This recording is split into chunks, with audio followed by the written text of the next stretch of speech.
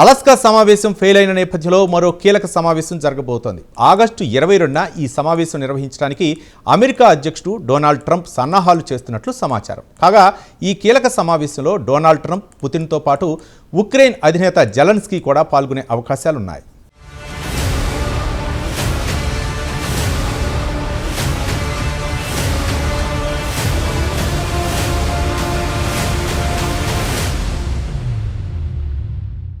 Russia Ukraine యుద్ధాన్ని ముగించేందుకు నెల 15న అలాస్కాలో జరిగిన సమావేశం ఎలాంటి నిర్ణయం తీసుకోకుండానే ముగిసింది. ఈ నేపథ్యంలో మరో సమావేశానికి అమెరికా ప్రెసిడెంట్ ట్రంప్ సన్నాహాలు చేస్తున్నట్టుగా ఆ దేశ మీడియా వెల్లడించింది.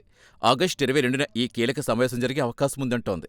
అంతేకాదు, ఈ కీలక సమావేశంలో అమెరికా ప్రెసిడెంట్ ట్రంప్, రష్యా అధినేత పుతిన్తో పాటుగా ఉక్రెయిన్ అధినేత జెలెన్స్కీ కూడా పాల్గొనే అవకాశాలున్నాయి. ఈ మేరకు జెలెన్స్కీతో ట్రంప్ ఫోన్లో మాట్లాడినట్టుగా తెలుస్తోంది. అంతేకాదు, ఇదే విషయం యూరోపియన్ నాయకులతోనూ ట్రంప్ మాట్లాడినట్టుగా సమాచారం.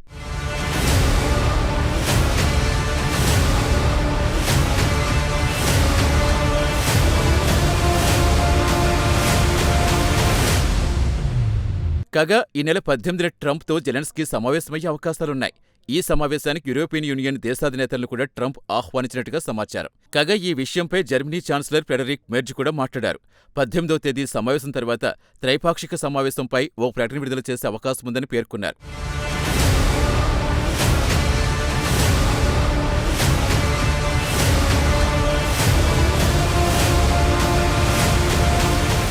కాగా త్రైపాక్షిక సమావేశానికి సంబంధించి ట్రంప్ చేసిన ప్రతిపాదన తనకు ఆమోదయోగ్యమే అన్నారు జెలెన్స్కీ. కీలక అంశాలపై చర్చించేందుకు త్రైపాక్షిక సమావేశం ఒక మంచి వేదిక అవుతుందని వెల్లడించారు. పరిస్థితి చక్కదిద్దే సామర్థ్యం అమెరికా ప్రెసిడెంట్ ట్రంప్కు ఉందన్నారు జెలెన్స్కీ.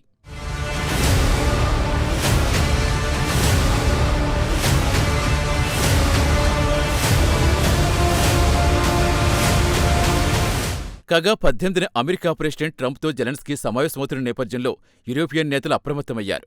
గతంలో ట్రంప్తో వైట్ హౌస్లో జెలెన్స్కీ సమావేశమైనప్పుడు ఆయనకు చేదు అనుభవం ఎదురైంది. దీంతో ఈసారి జెలెన్స్కీకి అలాంటి పరిస్థితి ఎదురుకాకుండా యూరోపియన్ యూనియన్ నేతలు జాగ్రత్తలు పడుతున్నారు. ఇందులో భాగంగా ట్రంప్తో స్నేహంగా మెలిగే ఫిన్లాండ్ అధ్యక్షుడు అలెగ్జాండర్ స్టబ్ను, అలాగే మరికొంతమంది ఐరోపా నేతలను వాషింగ్టన్కు పంపనున్నారు. ట్రంప్, జెలెన్స్కీ మధ్య చర్చలు సజావుగా జరిగేలా చూసుకోవటం సదరు యూరోపియన్ యూనియన్ దేశాల బాధ్యతంటున్నారు. అంతేకాదు, నాటో కూటమి సెక్రటరీ జనరల్ కూడా ఈ సమావేశంలో పాల్గొంటారని సమాచారం.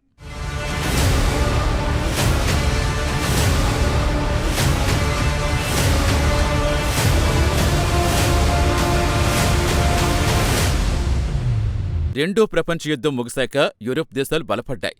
అటు అమెరికాకు దగ్గరైనా ఇటు రష్యాతోనూ యూరోపియన్ యూనియన్ సన్నిహిత సంబంధాలు మెయింటైన్ చేస్తోంది.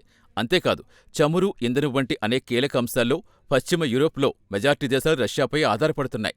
తొలిసారిగా ఉక్రెయిన్పై దాడుల నేపథ్యంలో రష్యాకు యూరోపియన్ యూనియన్లో మెజార్టీ దేశాలు దూరమైన పరిస్థితి ఏర్పడింది. ఈ నేపథ్యంలో యూరోపియన్ యూనియన్ దేశాలు ఉక్రెయిన్కు అండగా నిలబడ్డాయి. ఏది ఏమైనా కనీసం త్వరలో జరిగే త్రైపాక్షిక సమావేశమైనా యుద్ధానికి ముగింపు పలకాలని అందరూ ఆకాంక్షిస్తున్నారు.